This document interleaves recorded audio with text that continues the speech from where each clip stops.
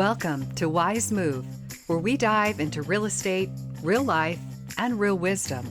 I'm your host, Meredith Buckland, a top realtor in the greater Atlanta area with over 12 years of experience. I have had the privilege to help hundreds of clients navigate their moves successfully, while gaining a wealth of wisdom along the way. As Einstein said, wisdom is not a product of schooling, but of the lifelong attempt to acquire it.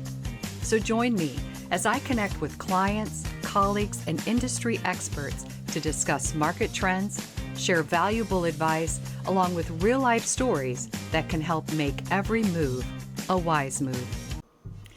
Welcome back to Wise Move. I am here with my friend and local pastor in Roswell, Georgia, Brian Peterson. Welcome, Brian. Great to be here, Meredith. So glad to be on your podcast. Yeah, I'm glad to have you. It's always great to have local businesses and local ministries and things that service the area here in Roswell as part of the podcast. It just connects us better with what people will encounter here in Roswell. So, Brian, I'd love to start out with you just telling us about your journey here to Roswell and how you came to become a minister in this area. Yeah, it was really almost 13 years ago to the day. I think it was early August of 2012. My wife and I and 3 children moved here. I took a position as the lead pastor of a historic church here in Roswell called Lebanon Baptist Church, and I've been here ever since. It was interesting, maybe about 2 years before I became the pastor and moved to Roswell, I ended up happening to attend a wedding. In fact, my brother-in-law, who lived in Duluth for a time, and my sister-in-law, she lived on the other side of Atlanta. They used to meet all the time here in Roswell for dinner when they were dating. And so when they got married, about 2 years before I moved here, they got married at Primrose Cottage right there in the middle of downtown Roswell. So I came and helped be a part of their wedding, not knowing that 2 years later, I was going to end up moving to this very community. And in fact, when the church was looking at having me come and candidate, they put me in the same hotel that I'd stayed at for the wedding. Oh, wow. So I had a trailer on moving to Roswell 2 years before that and have loved being here. That's amazing. You talked about Lebanon being a historic church. Can you tell us a little bit about the history of Lebanon and where it is now from where it started? Oh, yeah. Its founding date was 1836, and which is right around the time of the starting of Roswell. In fact, there was a little community that was located near 400 and Holcomb Bridge, where the old Red Lobster used to be. There's a DoubleTree there. There was a community called Lebanon that the early settlers of Roswell would pick up their mail. And there was a mill there. In fact, if you go down to the Roswell mill and start reading some of the signs of the history in the area, they'll talk about Lebanon Mill, which was up the creek from where the bridge is now. And that's where Lebanon community was, and started a church. In fact, the church was started at the Hembry Farm, which many of you know, Hembry Road, and really now has been a congregation that has been meeting for now almost 190 years. One of the original locations was off Howells Road near Northside Church. There's a cemetery kind of hidden behind some houses. And that the first church was somewhere located near there. And then it moved to the intersection of Holcomb Bridge and Highway 9, where a lot of people know where Stony River is. Right across Holcomb Bridge is the Synovus Bank. And Lebanon Baptist Church sat there for over 100 years. Very prominent church building. It was sat on a hill that kind of has been cut out now, but really the church ran out of room there, and so in '96 they moved over to their current property on Crabapple Road, and that's the history of the church. Wow, that's really amazing that it's been in existence that long and almost since the beginning of Roswell, as you mentioned. So it's it's really had an impact in this community and kind of Yeah. sustained through that. What do you love as you've gotten to know Roswell now and Lebanon? What do you love most about serving this particular community? You've been in many others before, but what about this particular community? Oh man, I have loved living here. Of course, I've lived in a number of different towns, but moved here, as I said, in 2012, and I really am willing to stay here the rest of my life. I love it. Part of it is it's a city, a big city, but a small town feel. I love the downtown area. I love just having all of these incredible attractions so close to you. Of course, being in you could say, a suburb of Atlanta, you have all the advantages of driving into Atlanta to be able to take advantage of so many things to do, whether it's going downtown to the varsity or catching a college football game, going to the College Football Hall of Fame. You can go to Braves games, you can go to Atlanta United games, Falcon games. They're all close enough. We're close enough to the airport, really having an international airport that you can jump on and go anywhere, usually direct. Yeah, we're on the north side of Atlanta. It does take a little bit of time to get to the airport, but it's far enough and close enough just to be helpful. And I love that we're close to the North Georgia mountains. The mountains are close. You can just jump in the car and go take a hike somewhere, and you can go up to whether it's North Georgia or North Carolina, Chattanooga, but then you're also not too far away from the beach. Yes, 5 or 6 hours to get down to 30A, but that's not too bad. I lived in Wisconsin for a while, and when you live in Wisconsin, you couldn't get to the beach. Lake Michigan wasn't quite the same as the Gulf Coast. Yeah, I think Roswell is so well situated too. Like you said, around us is the mountains. We have the beach we can get to, but just even in terms of reaching other communities and getting to Alpharetta or getting down Yeah. south, further to Covington, Conyers, we're so central to all of that. I feel like we're right in a great location here. You talked a little bit about this, but I'd love for you to even describe more the heart or character that you see in Roswell. You talked a little bit about the small town feel, and how does that play itself out with the character of this community or the heart? Oh, yeah. When it comes to the history of course, if you go back to, of course, even when the Civil War was happening and they camped here in Roswell, because the Union soldiers ended up camping here, they didn't destroy this area as much as they did in other parts of Atlanta. And that's why you have three plantation homes that are still there: Bullock Hall, Smith Plantation, and then Barrington Hall, which are beautiful. In fact, right now they're even, I think the city, they used to have to pay to go into them, but the city a while back made it so that you can visit those free of charge anytime. And so I love the history. I love just being able to walk numbers of the streets. In fact, even during COVID, when everything shut down, my wife and I did a lot of walking, and it's just a beautiful town, lots to see, lots to do. In fact, even in downtown Roswell, you can be in the middle of downtown Roswell and just walk not even a mile to a place where you can just hike and you feel like you're in the North Georgia mountains. Yeah. And so I love that. I've met the mayor, very kind man, very, just the city officials seem to be very much engaged. A lot of good parks. I just heard of a new park that the city just purchased, or some land that they just purchased, where they're going to put in a nice big park, I think off Hardscrabble Road in Chafin, not far from our church, that just real exciting. And so anyway, those are some of the things that I love about the town. Yeah, it certainly has that small town charm and feel and community. And then also, though, you're located where it's big enough to offer great resources in any direction that you need. The biggest needs, though, that you as a pastor, a local pastor, see in this community today, has that changed from when you arrived? Is it still the same? What are the biggest needs that you have Oh, encountered yeah. here? Regardless of whatever town you're in, I would say Roswell's similar to many other cities in that everybody needs hope, Hmm. everybody needs direction. And as a pastor, of course, that's one of the incredible gifts I'm able to pass on to them through just sharing with them what the Bible presents. And so when it comes to needs, I think everybody needs, because the Bible says this, everyone needs the gospel. Hmm.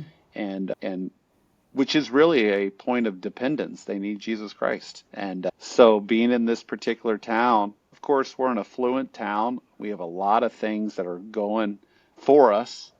And so often we can be those who become self-reliant. Hmm. And so it's good to remind people in this community that, you know what, there is a true hope. And that's what we as a church are striving to do.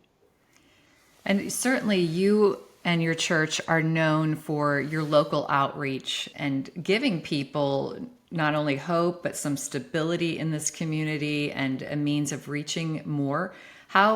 What local events and how is the outreach efforts that your church has been involved in to help bring this community together? Oh, yeah. In fact, just a few weeks ago, the Roswell Police Department asked if they could use our property. We have a kind of a massive parking lot that's ideal for festivals or events. And so they just asked us if they could host their Cops and Cars event.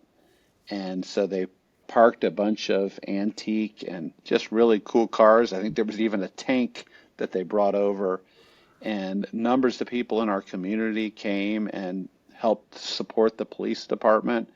Of course, we do car washes, we do big children's events. This past fall, we put on a massive fall festival. Mm. It was free for our community and, of course, had tons of free food, lots of games, inflatables. You could say some miniature horses for little kids and then regular horses for kids to ride. And I think we had somewhere around 3,000 people that showed up on our property just to celebrate the fall. And just some ways that we reach into and love on our community. Of course, our property is open for people during the week. We have about 28 acres of land right in the heart of Roswell. And normally our parking lot's lit at night, so a lot of times people walk our parking lot. People come fly their, you could say, remote control planes. People walk their dogs on our property. So you see the community constantly in our area of Roswell. Yeah, and that location that you guys have on Crabapple is very central. It's very close to the Canton Street where a lot of people gather and are out walking and enjoying restaurants and businesses. And you've had some partnerships with other local businesses. You mentioned the police department that you've partnered with just to give more awareness. Are there other businesses that you have worked with or partnered with to help the community support? Oh, yeah. One of the businesses, in fact, that one of our church people started was a coffee house just down the street from the church called Crazy Love Coffee. And a couple of our members started that particular business to just be a ministry to the downtown area and for people who come into Roswell. And so at some point you got to meet the Pettits. They're amazing Yeah. people, or you've already met the Pettits, I'm sure, but amazing Yeah. people who started that coffee shop, and we partner in a lot of different ways. In fact, this morning I did a Bible study in their basement there at Crazy Love, and then after I left, there was another Bible study coming in, and so it's neat to be able to partner with them. Another business that ended up intersecting with is a manufacturing business called Hope Industrial. Hmm. In fact, one of my neighbors I got to know who lived in my neighborhood, in fact, they lived there about 25 years before me, started that business, I think, in their basement, and then slowly it grew, and now it's a large manufacturing company right there near the hospital in Roswell. And they've used our facility for different events. In fact, they've hired different people from our congregation. It's been a neat little partnership. Another great organization that really employs a number of people in our church is Ron Blue. They may be located in the Alpharetta area or just outside of Roswell, but a lot of their people live in the Roswell area. So numbers of great businesses that we've been able to partner with. In fact, even when we did the fall festival, there were tons of sponsors that gave things and just supported the event. Anyway, lots of partnerships. Yeah, that's great. And communities that partnership together, they're going to be stronger. They're going to build a better foundation for welcoming people in. Hmm. I often am helping people move into an area, transition into an area. And I know it's so important that they have a sense of community that they're welcomed into and can quickly establish. But is there anything in particular that Lebanon does or has done to maybe welcome in new families or help them in that move or transition? Yeah, particularly if we'll have at various times people who are looking for a church, in fact, before they move to an area. Hmm. And sometimes they'll call and they'll say, hey, we're starting to look for a church. We want to make sure we can find one before we move to the area. And just so people know, there are so many good churches that are located in our vicinity. In fact, I'm friends with a number of the local church pastors. In fact, there's even fellowship groups where we interact with one another, have lunch with one another, and the faith community is large and connected. And so there's plenty of places where people can go to church. But what we would do is if people ask, we invite them to come and see us. We'll talk to them on the phone. We'll get to know them. In fact, normally after a service, I'm walking around. I normally can tell our church is not massive. In fact, one of our philosophies is that our goal is to plant new churches. So as we grow, one of our goals is to send a group of people to start a new church. Hmm. One of the reasons for that is that our congregation would always be almost like a family. You can really get to know the people who are there. And so as we have people visit, normally I can pick them out. Hey, you're somewhat new to the community because I know who our sheep are, you could say at the church. And sometimes I'm meeting people for lunch, meeting people for coffee, giving them advice on where to find a house, traffic patterns, Hmm. schools. So I know for me, I'm always accessible, especially people who are coming to the area and need some additional insight. And Lebanon has been instrumental. You talked about church plants. Lebanon has been very instrumental, not just in making this community stronger, but also in assisting other communities and both in a local up in Ball Ground and Utah. Can you tell me just briefly Yeah. about that aspect of Lebanon's outreach? Yeah, one of our goals is that there would always be a vibrant Christian church close to people so that they can actually live within that community. And I think we noticed a number of our people who were driving a good distance from the ball ground area, which is about 45 minutes north of us. And so as we began to see that, we thought, hey, what about starting a church in ball ground? And so we did some investigating, interacting. In fact, we helped one of our staff members finish his divinity degree. And then we sent him and around 40 or 50 of our people to plant a church in the downtown ball ground area. In fact, it's growing, it's doing great. And it's called Ball Ground Community Church. And so it's been neat because here we are, we planted that church and we sent 40, 50 of our people. But even within months, it was like we hadn't even missed them because God brought us in more people.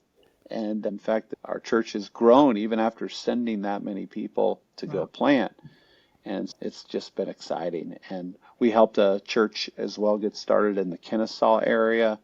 We're trying to help churches, particularly in Atlanta, because that's our, Hmm. you could say, our home. We want to continue to not only plant churches, but revitalize churches and assist churches in the church planting effort. And then we do that here, but we also are seeking to do that in the Utah area. One of the places that we are particularly targeting is the Salt Lake Valley and planting a number of evangelical churches in that area. Yeah, it's so important. Like you said, our community is here, but then also the chance to invest further. And all of that is so key and important to building stronger communities and having that impact and not just being focused just on our own, but looking outward too. So, Wise Move, I dubbed it when I started this podcast just to give information because as I'm helping navigate buyers and sellers, the thing that I always went back to and that I do go back to is wisdom, the wisdom that I need. I'm not self reliant on that. As an agent, I have obviously license and accountability that guides that. But then beyond that, I'm in so many key decision making moments where people are entrusting me to help them navigate one of their biggest and most emotional at times investment.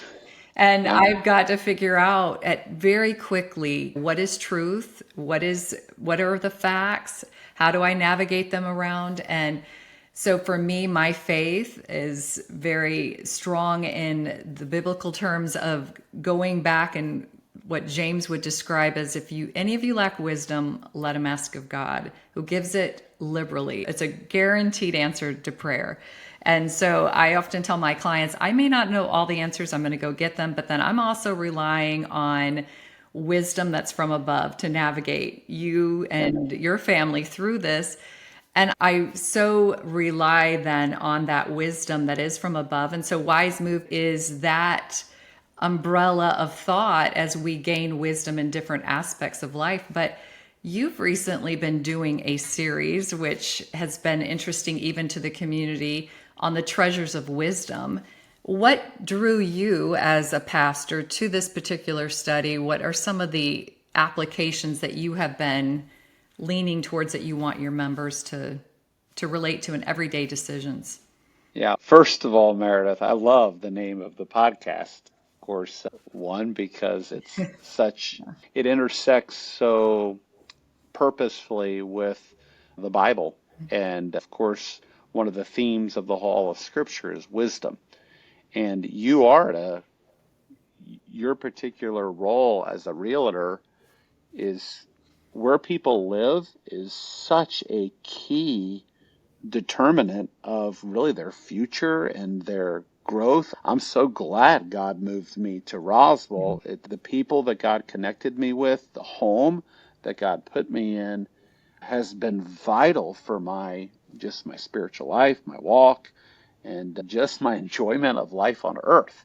And so having a realtor that provides counsel, of course, one of the pieces of wisdom that's so key in the Bible is that text that talks about in the multitude of counselors, there's safety. And there's no other time you feel as vulnerable as when you're about to spend the most money in your life on purchasing a house and you're like, man, I need wisdom on how to do this and how not to do this. And that's one of the things, Meredith, I've appreciated about your passion for selling houses is that you really do want to help people make a wise choice, both financially and as well as where's the best place for me to live. But one of the things that got me in that wisdom series, by the way, Meredith, was that text in Job chapter 28. One of the most fascinating texts in my Bible is where the writer of Job talks about how they were mining in ancient times. And he describes in Job 28 how man had really, by that time even, begun to search the depths of the earth for jewels and for diamonds and treasures. But then he uses that, you could say, analogy to say, where do you find wisdom? Man has mined the earth for jewels, but where does he find wisdom? And that text talks about how man cannot find wisdom on his own. And then it talks about how man cannot buy wisdom. But then the end of that chapter says where God has deposited wisdom, and that's in a knowledge of him. And I have that text that really gave me a desire to study that topic, and then to really be a framework for all of life. How do you navigate all the big questions of life or the big decisions? And wisdom is something that God desires to give. One of the definitions I often use is wisdom is, in fact, I learned it from a series that I had listened to a number of years ago by Tim Keller, and that was wisdom is competence in the realities of life. How do you become competent with all the different realities of life? And another definition that he uses is it's knowing the right thing to do in 80% of life's decisions where the rules don't apply. So anyway. Yeah, no, that it has been such a fascinating study. And oftentimes we are very self-reliant people. We've got this and we can Google anything and we can research anything, but there are the reality that this is still, there's the wisdom from above that we all desperately need. And you alluded to this at the beginning when you said, people need hope and they're looking for hope. And so within all of that, to find a source and to find that in a church like Lebanon and in a ministry of yours where you're guiding people to that truth and to that light and to that way is so key and valuable, not just in house buying or what job do I take, but in the ultimate decision of where will I spend eternity.